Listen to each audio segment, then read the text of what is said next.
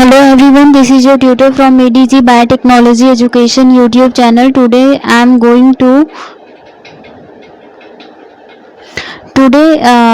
going to explain you what is DNA library, and I will also explain you cDNA library and the genomic DNA library. Apart from them, I will also explain you what is the preparation strategy for the cDNA library and the genomic DNA library. So let's start the discussion. So सबसे पहले हम लोग देखते हैं कि what is DNA library. So DNA library क्या होती है ये देखते हैं. सो सबसे पहले cDNA लाइब्रेरी जो होती है, it is a collection of the DNA fragments that have been cloned into vectors to recognize and isolate the desired DNA fragments.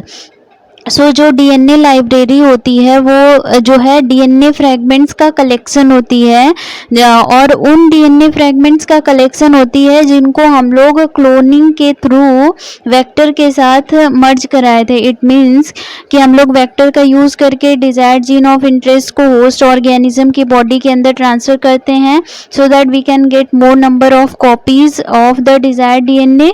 So that collection of the desired gene of interest is known as the DNA library.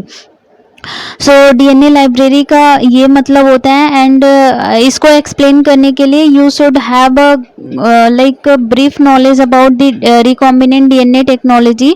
So let me brief very short discussion about the recombinant DNA technology. So let's see what is DNA recombinant DNA technology.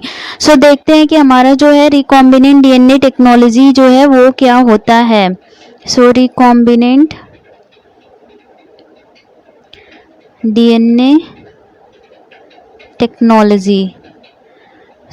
इसमें सबसे पहले हम लोग क्या करेंगे, मान लेते हैं ये कोई जीनोम है, राइट और ये जो है हमारा कोई बैक्टीरियल सेल है, इसके अंदर जो है वेक्टर प्रेजेंट है. अब हम लोग क्या करेंगे कि हम लोग यहाँ से ये मान लेते हैं कि हमारा जीन ऑफ इंटरेस्ट है, मतलब इसमें जो है ये जीन जो है हमारे काम लायक की जीन है, मतलब जिसकी हमें रिक्वायरमेंट है वो जीन जो है ये है. हम लोग इसको क्या करेंगे, कट कर लेंगे by using the restriction endonuclease. Restriction endonuclease का यूज़ करके हम लोग इस फ्रेगमेंट को जो है कट कर लेंगे. So we have cut this segment of the desired gene of interest and from here we will take out the vector. हम लोग वेक्टर को जो है बाहर निकाल लेंगे एंड इसको भी we will treat it with the recombinant not recombinant. If I have told you like here recombinant, not this, actually it will be restriction endonuclease. हम लोग कटिंग करेंगे by using the restriction endonuclease. Vector को भी हम लोग यहाँ पर एक स्पेसिफिक साइट पर कट करेंगे by using the enzyme restriction endonuclease. इसके फर्दर में जो प्रोसेस होगी वो हमारी होगी. अब हम लोगों ने जो है यहाँ से कट कर लिया था, मतलब कि हमारा जो है ये डिजायर्ड जीन ऑफ इंटरेस्ट जो है हमें मिल चुका था और इधर जो है हमारा मिल गया था जो हमारा वेक्टर था. अब इन दोनों को हम लोग इंटीग्रेट करेंगे, मतलब एक दूसरे के साथ जोड़ देंगे. जोड़ने के लिए हम लोग कौन सी एंजाइम यूज़ कर रहे हैं, we are using the DNA ligase enzyme. Ligase enzyme का काम ही होता है दो सेगमेंट को जोड़ने का. यहाँ से हमारा ये वेक्टर है एंड ये हमारा जो है जो डिजायर्ड जीन ऑफ इंटरेस्ट है वो है. ये दोनों जो है एक दूसरे के साथ इंटीग्रेट हो गए with the help of the ligase enzyme. इसको हम लोग जो है रिकॉम्बिनेंट डीएनए बोलेंगे. It will be known as the recombinant DNA because the vector is carrying our gene of interest. अब हम लोग क्या करेंगे, इस जो हमारा जो रिकॉम्बिनेंट डीएनए है इसको होस्ट की बॉडी के अंदर ट्रांसफ़र करेंगे. We can transfer it by using many techniques, but here we will use the electrofusion technique where the potential difference of electricity will be applied so that it will create a hole in the body of the bacteria and that will help in the transfer of the rDNA into the body of the bacteria. यहाँ से हमारा जो recombinant DNA है वो जो है transfer हो जाएगा into the body of the bacterial cell. अब यहाँ पे ये बैक्टीरियल क्रोमोसोम है एंड ये हमारा रिकॉम्बिनेंट डीएनए का पोर्शन हो गया। अब हम लोग क्या करेंगे कि यहाँ पे हम लोग इसको मीडियम, कोई हमारा जो मीडियम होगा which are suitable for the growth of this bacteria, उसमें हम लोग जो है इसको ट्रांसफ़र करेंगे। सो यहाँ पर मीडियम है, इसमें हम लोग जो है इस सेल को ट्रांसफ़र कर देंगे। ट्रांसफ़र करने के बाद क्या होगा, हमें multiple number of copies of the recombinant DNA मिल जाएंगी। सो अगर कॉम्प्रिहेंसिव वे में देखें तो यहाँ पर हमें जो है multiple copies of R DNA मिल जाएगी। फिर उसके बाद हम लोग जो है इसको टेस्ट करेंगे which cell is containing our gene of interest and which one is not. So for this we will use a medium where we transfer all these cells into that mediums and we will identify which cell is carrying the gene of interest and which one is not carrying the gene of interest.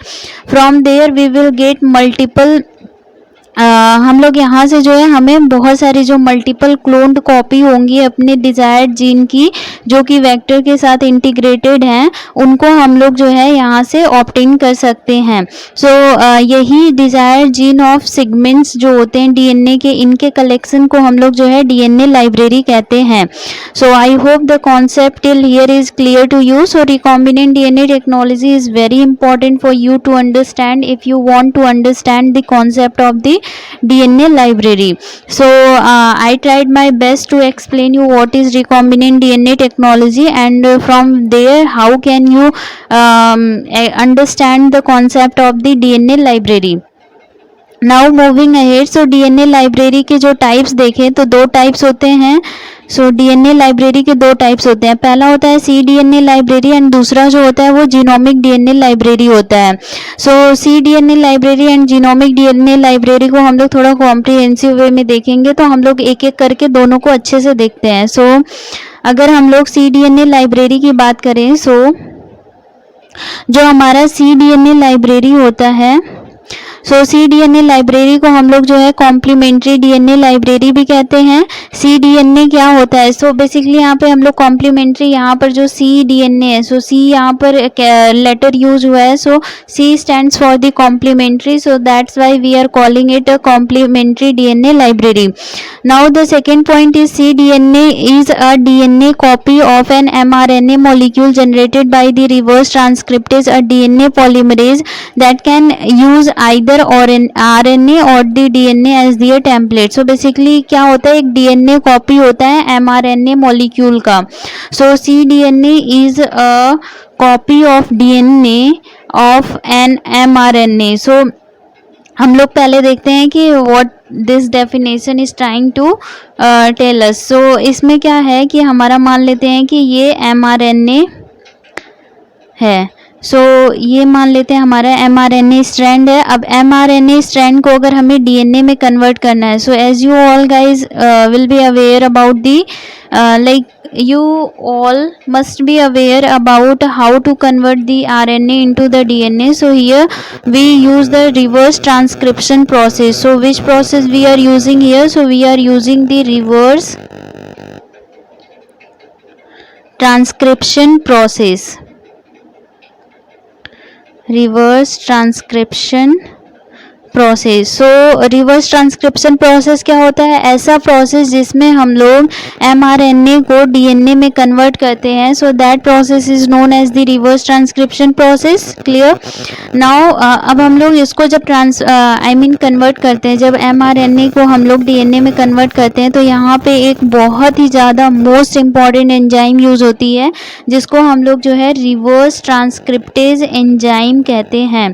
So for the process of the reverse transcription, the reverse transcriptase enzyme is really very important, so you must remember the name of the enzyme. So हम लोग यहाँ पर क्या कर रहे हैं, basically we are converting the mRNA into the DNA by using the reverse transcriptase enzyme with the help of the reverse transcription process, and the whole phenomena is known as the reverse transcription process. So यही कह रहा है कि जो हमारा cDNA होता है, ये DNA कॉपी होता है डीएनए कॉपी होता है जो कि एमआरएनए से बना हुआ है। सो एमआरएनए से बना हुआ डीएनए कॉपी जो होता है उसको हम लोग जो है cDNA कहते हैं। इट मीन्स अगर हम लोग यहाँ पे एमआरएनए से डीएनए बनाए हैं, so that DNA would be called as the cDNA.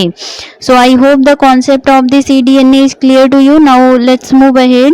So the next point is about the cDNA is that यहाँ पर दिया हुआ है कि एक डीएनए पॉलीमरेज का यूज करते हैं जो या तो आरएनए को यूज करता हो या फिर डीएनए को यूज करता हो as the template.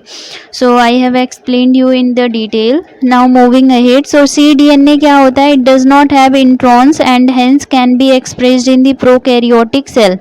So cDNA जो होता है इसमें इंट्रॉन्स नहीं होते हैं, इस वजह से इसको हम लोग जो है प्रोकैरियोटिक सेल में जो है एक्सप्रेस कर सकते हैं.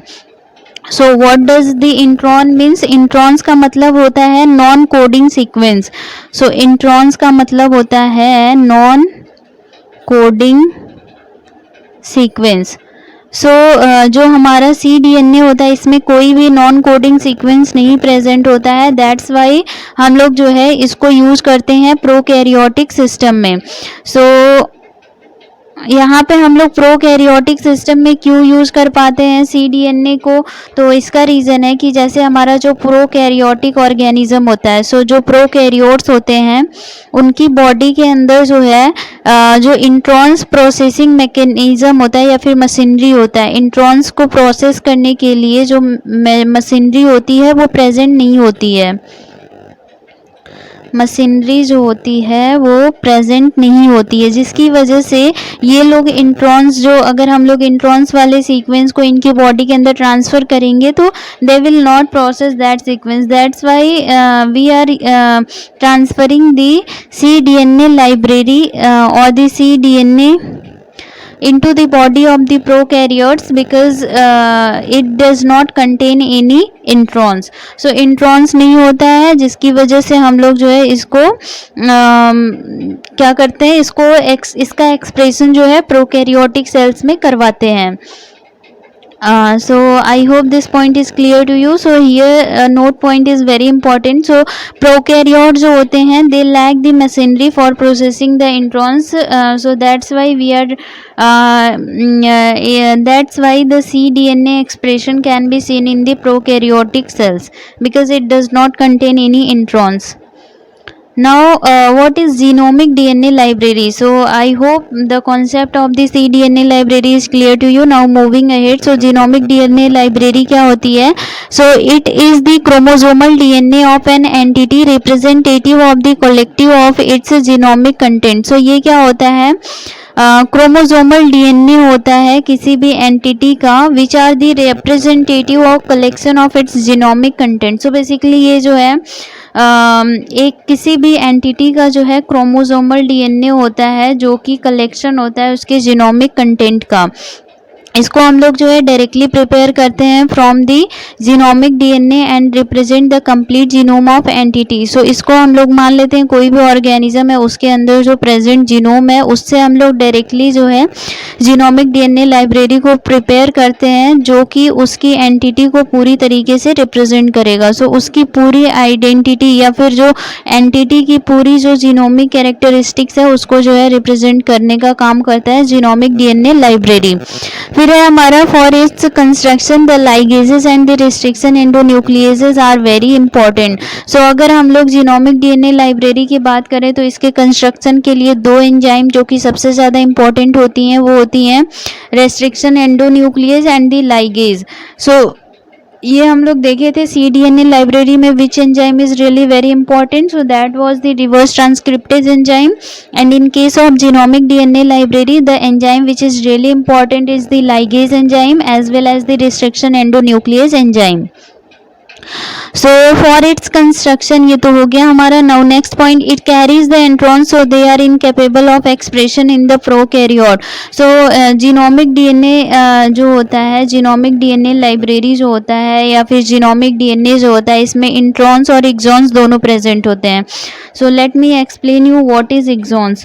सो जो एक्सॉन्स होते हैं ये जो होते हैं कोडिंग सीक्वेंस होते हैं और इंट्रॉन्स जो होते हैं वो नॉन कोडिंग सीक्वेंस होते हैं.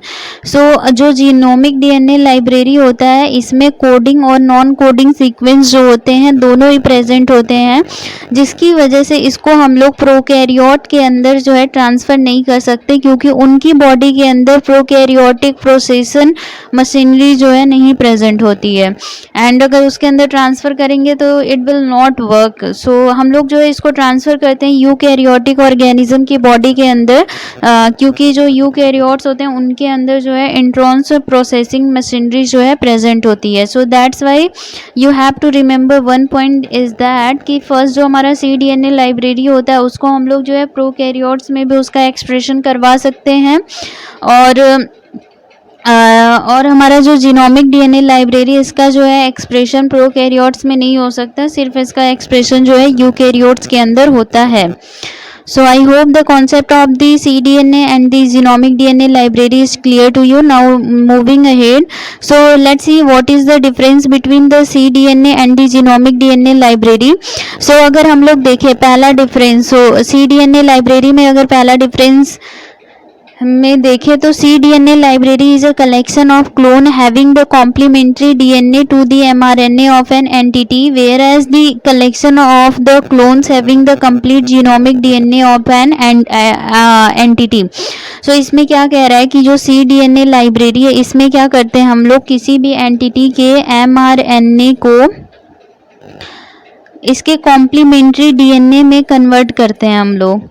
यही जो होता है हमारा cDNA होता है, मतलब कि mRNA से हम लोग डीएनए प्रिपेयर करें and that is the cDNA।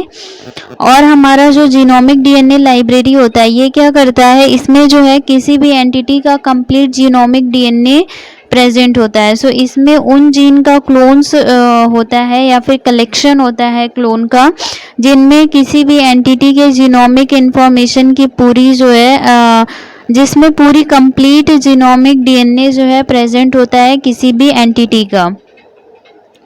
The second point it is that it represents the genes expressed in a particular cell at a given period of time, and the genomic DNA library it represents all the genes. So क्या cDNA library क्या करता है, किसी time पे particular gene का जो है expression होता है, बट जो जीनोमिक डीएनए लाइब्रेरी होती है ये सारे जीन्स को रिप्रेजेंट करती है।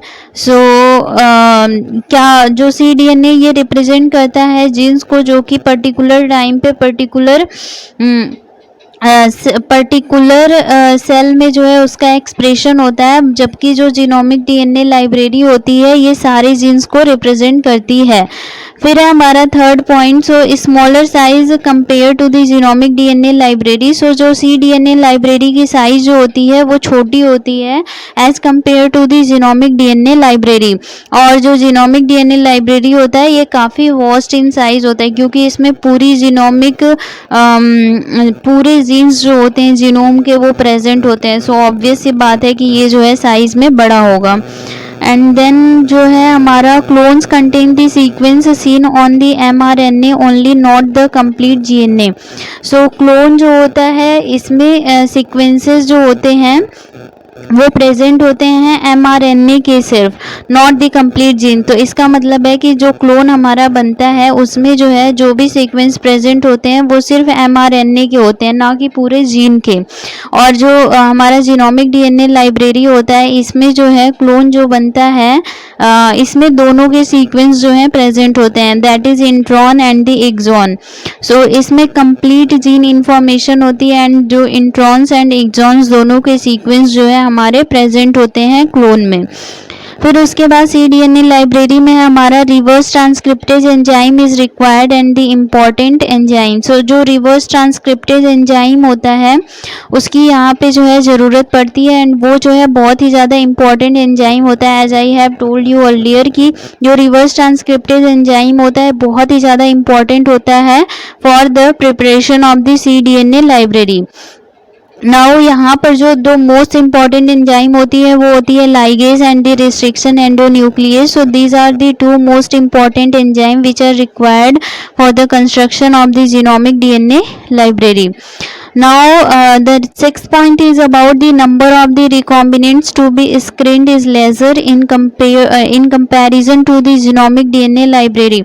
So यहाँ पे जो नंबर ऑफ रिकॉम्बिनेंट्स जो होते हैं जिनको हम लोग स्क्रीन करते हैं, मतलब जिनको हम लोग प्रिपेयर करते हैं, वो जो होता है कम होता है जीनोमिक डीएनए लाइब्रेरी से. एंड जीनोमिक डीएनए लाइब्रेरी में हम लोग ज़्यादा से ज़्यादा नंबर ऑफ रिकॉम्बिनेंट्स को जो है स्क्रीन करते हैं. Now moving ahead, so can be directly expressed as it has only the coding sequence. So हम लोग cDNA लाइब्रेरी को जो है डायरेक्टली जो है इसको एक्सप्रेस कर सकते हैं क्योंकि इसके पास जो है सिर्फ कोडिंग सीक्वेंस प्रेजेंट होता है.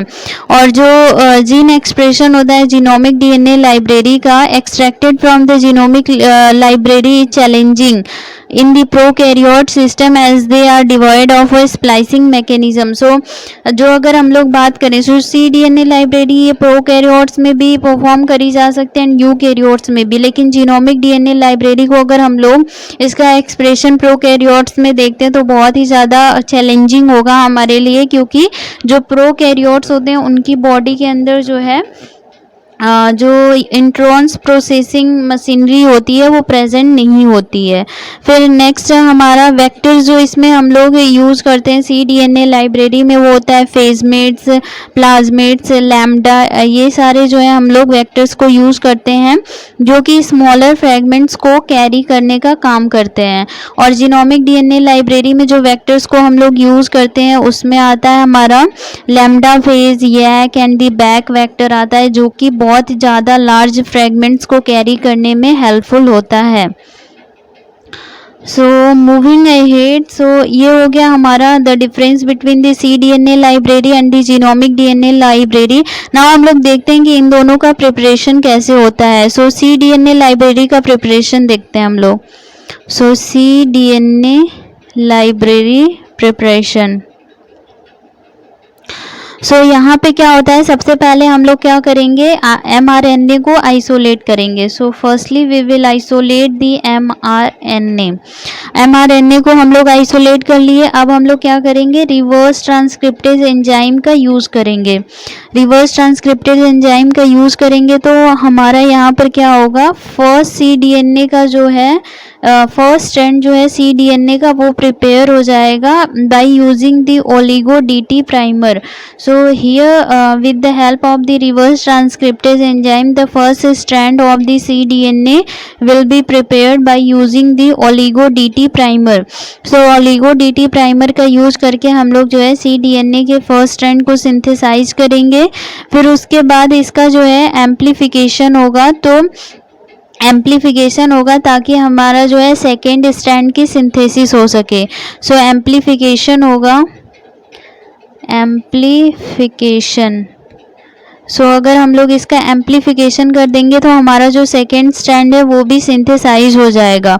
अब हम लोग क्या करेंगे, इसकी क्लोनिंग करवा देंगे. क्लोनिंग क्यों करवा रहे हैं, so that we will get maximum number of the cDNA.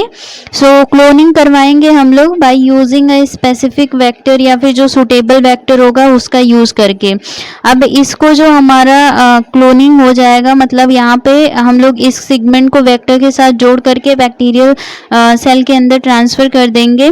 फिर उसके बाद हम लोग जो है जो हमारा रिकॉम्बिनेंट वेक्टर है उसको जो है ट्रांसफ़र कर देंगे होस्ट की बॉडी के अंदर. अब होस्ट की बॉडी के अंदर जब हम लोग ट्रांसफ़र कर देंगे तो हमारा जो है इसको जब मीडियम प्रोवाइड कर देंगे तो हमारा जो है maximum copies of the cDNA library, मतलब मैक्सिमम कॉपीज़ ऑफ cDNA जो है प्रिपेयर हो जाएगा. एंड इसी कलेक्शन को, हमारा जो डिज़ायर्ड जीन ऑफ इंटरेस्ट है, इसके कलेक्शन को ही हम लोग जो है cDNA लाइब्रेरी कहते हैं. सो सबसे पहले हम लोग क्या किए, mRNA को आइसोलेट कर लेंगे. आइसोलेट हो गया हमारा mRNA. अब हम लोग रिवर्स ट्रांसक्रिप्टेज एंजाइम से ट्रीट करेंगे तो हमारा क्या होगा, फर्स्ट स्ट्रैंड जो होगा वो प्रिपेयर हो जाएगा जो cDNA है उसका. और यहाँ पे जो प्राइमर यूज़ करेंगे ओलिगो DT प्राइमर का यूज़ करेंगे. फिर एम्प्लीफिकेशन करवाएंगे ताकि हमारा जो सेकेंड स्ट्रैंड है वो भी बन जाए. फिर सेकेंड स्ट्रैंड जब बन जाएगा तो इसकी हम लोग क्लोनिंग करेंगे किसी एक सुटेबल वेक्टर को यूज़ करके. अब हम लोग जो है इन दोनों मतलब क्लोनिंग के लिए हम लोग इसको ट्रांसफ़र कर देंगे बैक्टीरियल सेल के अंदर. फिर मल्टीपल कॉपीज ऑफ cDNA हमें मिल जाएंगी एंड इनके कलेक्शन को ही हम लोग जो है cDNA लाइब्रेरी कहते हैं. So I hope the preparation of the cDNA library is clear to you. Now moving ahead with the preparation of the genomic DNA library. So इसको हम लोग जो है डायरेक्टली जीनोम से प्रिपेयर करते हैं. सो इसमें क्या है, मान लेते हैं कि हमारा जो है ये मान लेते हैं यहाँ पर जो है हमारा cells with the genomic DNA है. इसमें हम लोग जो है जीनोमिक डीएनए का आइसोलेशन करेंगे, फिर रिस्ट्रिक्शन डाइजेशन होगा हमारा and then recombinant plasmid construction होगा. इसको ट्रांसफ़र कर देंगे बैक्टीरियल सेल में and then we will get the genomic DNA library. So हम लोग यहाँ पे क्या कर रहे हैं, so let me zoom it out.